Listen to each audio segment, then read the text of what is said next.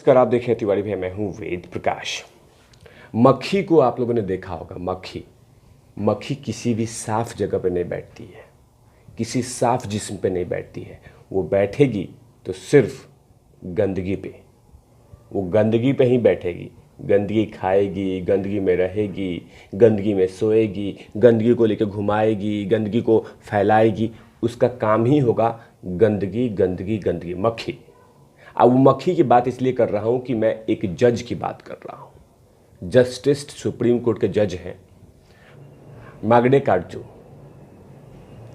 ये supreme court के जज रह चुके हैं। ये मक्खी से इसलिए कंपेयर कर रहा हूं कि ये मक्खी की तरह ही है। जब भी देखो तो ये गंदगी ही फैलाते हैं, जब भी बोलते हैं गंदगी बोलते हैं, बैठते भी गंदगी पे ही, और गंदगी शब्दों का इस्तेमाल भी करते हैं। इसीलिए मैंने कहा कि ये जज जो मिस्टर काटजू हैं, मागडे काटजू, ये मक्खी से कम नहीं है। पूरा देश 135 करोड़ के लोग गोल्ड पे जश्न मना रहे हैं, खुशियां मना रहे हैं। अपने अपने तरीके से सोशल मीडिया पे नीरज चोपड़ा का फोटोग्राफ्स डाल रहे हैं, उसका मैसेज लिख रहे हैं, ये तमाम चीज़ें कर रहे हैं। लेकिन ये काटजू, सुप्रीम कोर्ट का फॉर्मर जज, ये अपशब्द, अनर्गल चीज़ें लिख रहा है कि क्यों खुशी मना रहे हो, क्या ज़रूरत है खुशी मनाने के लिए, क्या काम हो गया है कि खुशी मना रहे हो। खुशी मत मनाओ। ये शर्म की बात है कि इतनी बड़ी देश में ओलंपिक में सिर्फ एक मेडल, गोल्ड मेडल आया। लेकिन काटजू को ये पता नहीं है कि ओलंपिक का इस देश में क्रेज उतना नहीं है। धीरे धीरे बढ़ रहा है, धीरे धीरे बढ़ रहा है, धीरे धीरे बढ़ रहा है। लोग कोशिशें कर रहे हैं, खिलाड़ियां कोशिश कर रहे हैं, तभी तो इतनी बड़ी टीम गई। कोई बात नहीं है, 7 तो लेके आए, कुछ लोगों ने टक्कर तो दिए, ज़बरदस्त टक्कर दिए। लेकिन काटजू को ये पता नहीं है। मोटिवेट नहीं कर रहा है, डीमोटिवेट कर रहा है, डेमोरलाइज कर रहा है, तोड़ रहा है, और कह रहा है कि खुशियां मत मनाओ। शर्म की बात है। ये काटजू सुप्रीम कोर्ट का जज मानता है। ये अनर्गल, बेतुका बयान, बेशर्मी बयान, इसमें सबसे आगे रहता है। सुशांत सिंह राजपूत पर भी इसने कमेंट किया था। लेकिन मैं बात करूंगा, जैसे इन्होंने बयान दिया कि बड़ी शर्म की बात है, आप क्यों इस तरह के सेलिब्रेशन कर रहे हैं, तो काटजू ने क्या लिखा सोशल मीडिया पे, उत्सव या शर्म की बात है। टोक्यो ओलंपिक में भारत सिर्फ एक स्वर्ण पदक जिताने पे इतनी जश्न मना रहे हैं। भारत की कुल आबादी 135 करोड़ है। काटजू ने कहा कि कम आबादी वाले देश बहुत अच्छे देशों का उदाहरण देख लीजिए, जिन्होंने टोक्यो में कई गोल्ड मेडल जीत के लाए। तो उन्होंने आखिरी में लिखा, तो क्या यह जश्न मनाने की बात है या शर्मिंदा होने की बात है? क्यों, क्या हो गया? अगर हम लोग में इतने करोड़ में एक ही गोल्ड आए तो क्यों नहीं जश्न मनाएंगे? क्या दिक्कत हो गया? आपको इससे प्रॉब्लम है? प्रॉब्लम ये है कि आपको खुशहाली दिखती नहीं है, आपको अच्छाई दिखती नहीं है। आप हमेशा से जहर बोलते हो, जहर उगलते हो। उसके बाद जनता जनार्दन ने इनको अच्छी तरीके से समझा दिया और इनको अच्छी तरह से बता दिया कि आप हमारे खुशियों में दखल ना दें, बेहतर होगा। आप जज हैं, जज थे तो वैसा ही रहिए, वरना जिस तरह के शब्दों का इस्तेमाल कर रहे हैं वैसे शब्दों का इस्तेमाल मुझे करने में समय नहीं लगेगा। यानी पब्लिक ने कहा कि जितना पैसा काटजू साहब पे, माने जज साहब पे, जैसे सुख सुविधाओं पे सरकार खर्च करती है, उसका 1/4 भी खिलाड़ियों के ट्रेनिंग, रहन सहन पे खर्च किया जाता तो काटजू साहब को ये कहने का अवसर नहीं मिलता। परंतु बेवजह दुर्भाग्य एसी में बैठकर सरकारी पैसों पर ऐशो आराम करने वाले मैदान में पसीना बहाने को महत्व नहीं समझेंगे मिस्टर काटजू। उसके बाद एक और यूजर लिखते हैं कि जब न्यायपालिका के उच्च पद पे थे तो जनसंख्या बिल को पास क्यों नहीं कराया? लेकिन तुम्हें तो बीफ खाने में स्वाद आता है। तुम्हारे कार्यकाल में रोहिंग्या घुसकर अपना पेट पाल रहे थे। एक आदमी ने इस फोटोग्राफ्स को लिखा कि हाँ हाँ मालूम है, चल अपने बाप को मत सिखा। एक फोटोग्राफ डाला है फनी सा।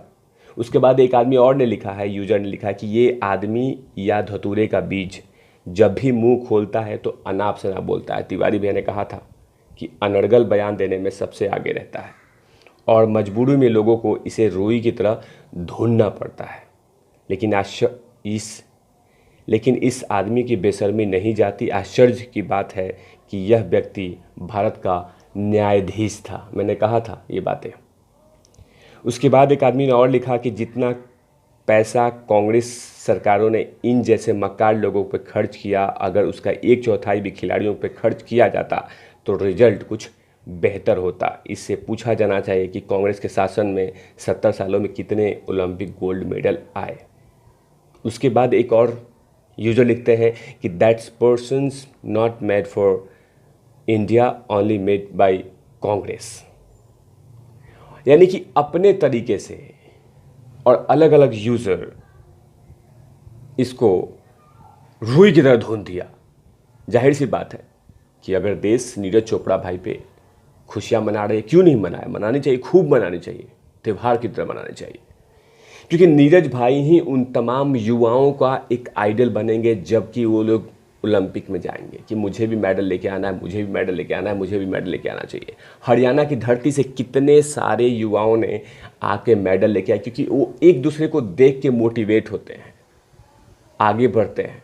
बहुत सारी संख्या है और धीरे धीरे बढ़ रही है। नॉर्थ ईस्ट से इतनी सारी अवार्ड आई हैं, इतनी सारी मेडल्स आई हैं। क्यों? क्योंकि वहाँ पे कहीं ना कहीं ओलंपिक का क्रेज़ धीरे धीरे बढ़ रहा है। लेकिन इस बात को काटजू नहीं समझेंगे। एक आदमी तो लिखा कि भारत सरकार एक बड़ा पागलखाना खोले और इन जैसे लोगों को उसमें डाल दे।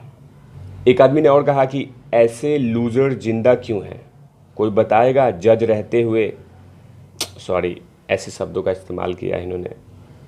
एक यूजर लिखते हैं कि यकीन नहीं होता कि यह साहब कभी सुप्रीम कोर्ट के न्यायाधीश थे। बस करो, कानून वाले चचा बकलोली करने के लिए और कुछ नहीं बचा। यानी बहुत सारे लोगों ने अपने अपने तरीके से काटजू को संदेश दे दिया कि आप अनर्गल बयान मत दीजिए, बिना हाथ पैर का बयान मत दीजिए। आप एटलीस्ट कुछ अलग से एक डिप्लोमेट तरीके से मैसेज डाल सकते थे। लेकिन ये कहना कि आप जश्न क्यों मना रहे हैं, नीरज चोपड़ा को जश्न क्यों मना रहे हैं, नीरज चोपड़ा को अप्रिशिएट क्यों कर रहे हैं, शर्म की बात है ये कि एक ही मेडल आया। क्यों? धीरे धीरे सब चीज़ में भारत आगे बढ़ रहा है और ये भारत आने वाले कुछ दिनों में, आने वाले कुछ सालों में हम ज़रूर उन तमाम लोगों को जवाब देंगे जो लोग हम पे आज भी हंसते हैं कि मेडल कम आए। मेडल तो आएंगे, इंतज़ार करना होगा और हर क्षेत्र में हम मेडल लेके आएंगे और लेके आ भी रहे हैं। आज नीरज भाई ने जो भाला फेंक प्रतियोगिता में जो अवार्ड लेके आए हैं, उसे कहीं ना कहीं पूरे भारत गर्व करता है और करता रहेगा। तिवारी भैया का नीरज चोपड़ा को फिर से बहुत सारी शुभकामनाएं, साथ में उन तमाम ओलंपिक विजेता को और वो तमाम पार्टिसिपेट को जिन लोगों ने ओलंपिक में पार्टिसिपेट किया। लेकिन काटजू को मैसेज दे दिया कि तुमको सिर्फ पागल खाने भेज देना चाहिए। आइए, तिवारी भैया नहीं, जनता जनार्दन बोल रही है। ऐसे तमाम खबरों के लिए आप देखते रहिए तिवारी भैया। मैं हूँ वेद प्रकाश और ऐसे मक्खियों को इग्नोर करना होगा, लेकिन बताना होगा कि ऐसे भी जज सुप्रीम कोर्ट में थे। आप समझ लीजिए कि ऐसे भी सुप्रीम कोर्ट में जज थे जो फैसला सुनाते थे। Open out लवीस।